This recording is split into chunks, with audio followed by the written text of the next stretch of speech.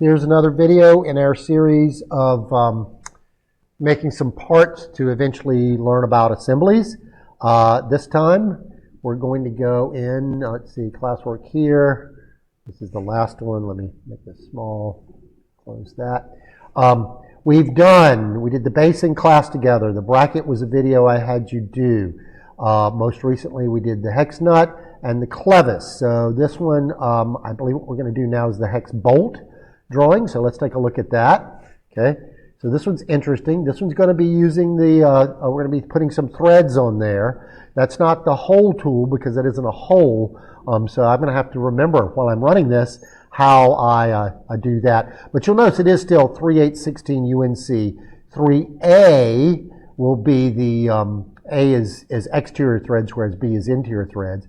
And we're going to do it for a distance of 0.75. That's why this says that 0.75 thing. So that's going to be kind of a neat thing. Obviously it has a hex head, so we'll be making a hex. It has a shaft, the shaft for this.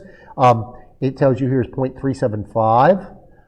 It does have tiny radii, all edges of the hex head with fillets of 0.025, so that's why that radius 0.025 there. Has the same size head as the bolt was, 0.5625 that way.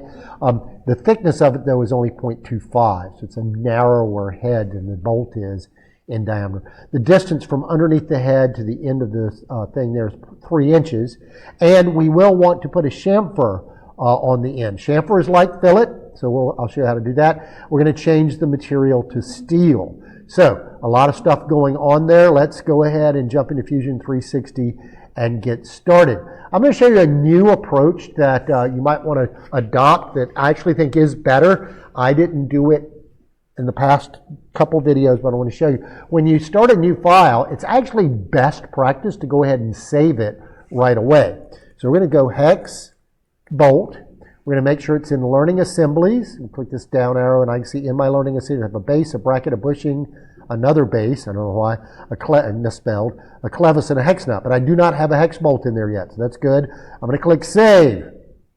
So that gives it a name already here and allows you to work with it. So it's usually a good idea to do that. That way, when you're at the end of designing it, you don't forget where you're supposed to save it. You remember at the beginning where you want it to live, and you do that to start with, and then it makes it better. Anyway, moving on. We're going to make a sketch. We're going to make it on the top plane. Why not?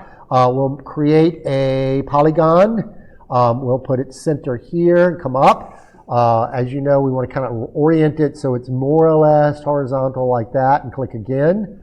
Then we want to turn on horizontal vertical and choose this top line and make it horizontal vertical.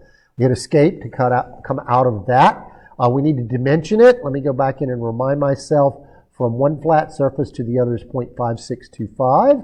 So we go in here and dimension from here down to here and put the number over here, 0.5625, and hit enter. Then finish that sketch. I'll probably click the home button. It'll zoom in too much, but whatever. I'm going to extrude it now. New body is fine. Oh, how far do I want to extrude it for? 0.25 it says right there is how big the hex is. So let me go ahead and extrude that by 0.25 and say OK, and click home again to make it smaller. All right, now I'm going to wait on doing the fillets because I think we actually do want to fillet as this flat part transitions into the bolt. If you ever looked at a bolt closely, you'll actually see it doesn't come down and make a sharp joint. It has a slight curvature to it. So I'll probably wait on my fillets. So what we'll do next is we'll make a sketch on the surface of a circle whose center is on the origin. Okay. And then let me see, the diameter of that is 0.375. So I'll go in here and dimension it to be 0.375 and hit enter. That's good enough for that. Finish that sketch. We're going to extrude that. How far do we want to extrude it for? 3 inches. Let's go in here and type in 3 and say, make sure it's, operation is join and say OK and click home. That's most of the bolt is done. We've got to put some threads on here and a chamfer on the end and fillet it. I'm actually going to chamfer it first. So chamfering, you go to modify. And instead of fillet, just underneath it is chamfer. The only difference between a fillet and a chamfer is a fillet is round and a chamfer is flat. I'm going to choose chamfer. I'm going to click this edge right there. That's the one with a chamfer. And then it just says chamfer 0.025 before threading. So let's take this and go 0.025 there. Or I could have typed it into here. Either way, it doesn't make any difference. But 0.025 is what we want. They do make different kinds of chamfers, but equal distance is the one we want. So we're just going to say OK on that. So that's selected there. Now we need to put threads on this. Under Create, there is, like the whole feature, there's a thread feature, which basically whole is if you want threads inside of the hole, you have to use the whole one. But if you want threads outside of a body, you extrude the body first, like we did, at your maximum diameter, the 0.375, and then we go to thread. All right, so the face we want to thread is this one, okay? The size, well, first off, let's go into here. We don't really need it modeled. We don't need it full length. I'm going to uncheck that because it's not threaded to full length. In fact, the length we want it threaded, if you go into here, it says 0.75. So we go, and even says 0.75 there as well. So we go into here under, let's see, offset length right here. We don't worry about offset, but 0.75. That's only going to thread it down part way as the preview is showing. All right. The standard, as I said, we're always going to use is ANSI unified screw thread. So if you happen to have ISO metric, you're not going to be able to find what you need down here. You have to make sure you convert this to ANSI unified screw threads. The basic diameter is the diameter of the thing we have, which is 0.375. That brings up a designation automatically of 3/8 because 0.375 is 3/8, right? We want 3/8-16 with a 3A fit. So let's go here. Choose this 3/8-16 UNC. I'll double check that. 3/8-16 UNC. Yep. 3A threads. Beautiful. So that's what we want. That's everything we need. So we just say OK, and you can see the bolt is threaded there.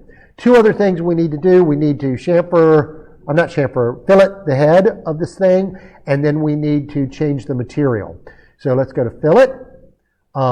We want to fillet this face and this, oops, not that edge. So let me just click the edge a second time and it goes away. This face, this face, this face, which as I said, we'll put a fillet on that surface there, that little edge there. Roll this over like this. This guy, keep going, flip around this way, all the gray parts of this hexagonal extrusion here. So we've done those three in the bottom, those three there, and the top side. I think that's all good. Now, what size did it say? 0.025. So let's go back into here and change this to 0.025. If you type in 0.25, it'll be comically deformed. So make sure you type in 0.025. Looks good in the preview, so I'm going to click OK.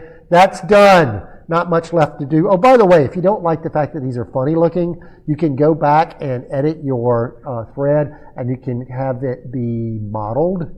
And if you say OK there, it actually makes them see how much nicer that looks? It looks, I'm sorry, not here. It makes it look really, really clean. That's kind of cool to have real modeled threads. But honestly, it's not going to hurt anything. And in fact, it'll actually help you with, if it slows your computer down, you can go back and edit the feature and turn off the model. It really is just how it looks on the screen. And this is good enough for our purposes. Last thing we want to do is change the material. Now remember, if we were changing the appearance, we go here and modify the appearance. But even though physical material is there, that gives you a much more complicated interface. So go for the simple one by right-clicking on the name of the part up here and choosing, no, I don't want to do that. Right-click on this and choose physical material. It takes a moment for this to come up. Steel is already in mine, but if it's not in yours, make sure you've got the Fusion Material Library. Scroll down to metal. Under metal, scroll down past stainless steel to plain steel. Click that and drag it up into here to make it part of your model. I've already got it there, so it's giving me an error. Then grab it and drag it and drop it on the part. and then click close. So the material now is steel on that. That's it for this part. It's all done. I just have to click save. Now, this is something I haven't talked to you about before. This is part of the reason I saved it at the beginning, so I could talk about this. If you save an object, a model, or even an assembly, you're going to have to, you might have to go back in and change it or stop partway through or whatever. And when you go to save it the second or third or fourth or 15th time, it's going to bring up this. The reason this exists is because if you're working on something and it's very complicated, sometimes you'll work on it a bit and you'll need to, and then you'll save it, and then you'll work on it some more. You go, oh crap, I've made a mistake. I should go back to my original. And so what it does is it actually saves each version of this that you make. But if you've saved 3 or 4 versions, you won't remember which is the good version. So you might want to, in the future, I'm not going to make you do it now, under version description, write something like, added threads or changed material or, updated the head size, whatever for the head of the screw here, the hex size. So whatever it might be, you might want to type in an active description, but you don't have to. Milestone is also a thing that is used in there if you're working on the same part as other people and you want them to know that you've accomplished certain things. You can click milestone and write a description of what you've accomplished. So when they go to look at it in a shared folder online, it'll tell them you finished that part of the job. But we're not going to use milestones, and you don't need a version. If you want to type something here, you can, but you don't really need it. I just wanted to show you that will pop up, and you can just say OK, and it'll save it. So if that comes up again in the future, that's what that's all about. I think that's the end of this video.